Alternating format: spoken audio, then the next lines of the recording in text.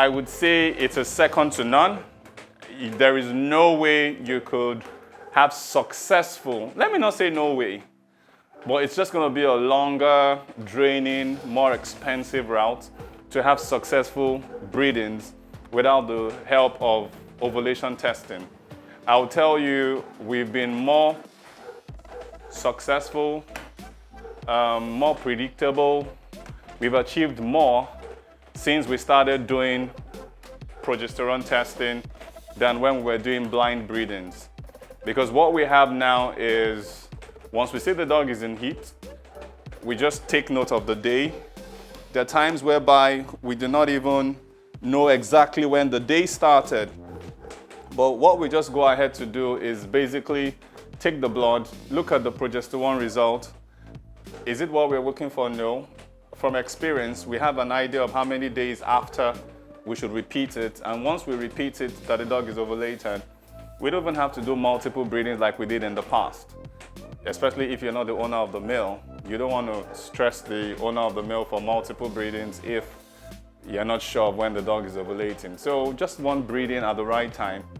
If you're going to do a CS, you can exactly count how many days after that and open the dog up and get the puppies out. If you're going to do a natural delivery, you can plan your day. If it falls in the weekend, you can get some time off work for those of us who work and breed dogs, you know, and it's been very effective. So the place where you also have litter size, I mean, you have smaller litters sometimes, and you're wondering why is this dog having a small litter? But all these things add up to the ovulation testing. If you hit the dog at its prime, you're sure to have a good litter size, and also the balance of the litter, where you have more males than females or more females than males. Everything all goes back to ovulation testing. I have these two girls here. Their mom had 16 puppies when their mom had them, and it was just one breeding that was done. And the 16 puppies, I think they were about 9 males and how many? About 7 females, you know, and there was uniformity. Not like one was bigger, one was smaller. She was the smallest in the litter though, and she's still smaller than her sister, but she's pretty correct. I do like a lot of things with her. She's pretty gentle and sweet and cool. Her sister can be a handful. The behind the scene would tell you how difficult it was to get her sitting down here. Play with her a little bit now, she's just gonna go off on you. As a puppy, she went naughty and had a smack from another dog there. So basically, like I said, it's very important for you to do the ovulation testing in your dogs. It helps you, number one, less stress on number of matings. Number two, you can plan and know when the dog is going to give birth. If you want to do a CS, it's easy for you to get that done.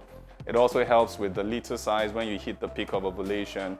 And generally, it reduces the risk of fruitless efforts. Because I've seen dogs ovulate on day 5, I've seen dogs ovulate on day 14, I've seen dogs ovulate on day 21.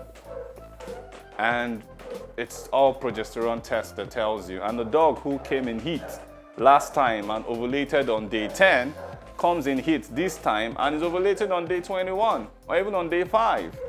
So the progesterone testing would always keep you abreast with your best practices. We are a big fan of progesterone, and from the medical point of view, that's about the most perfect ovulation testing you could do for dogs.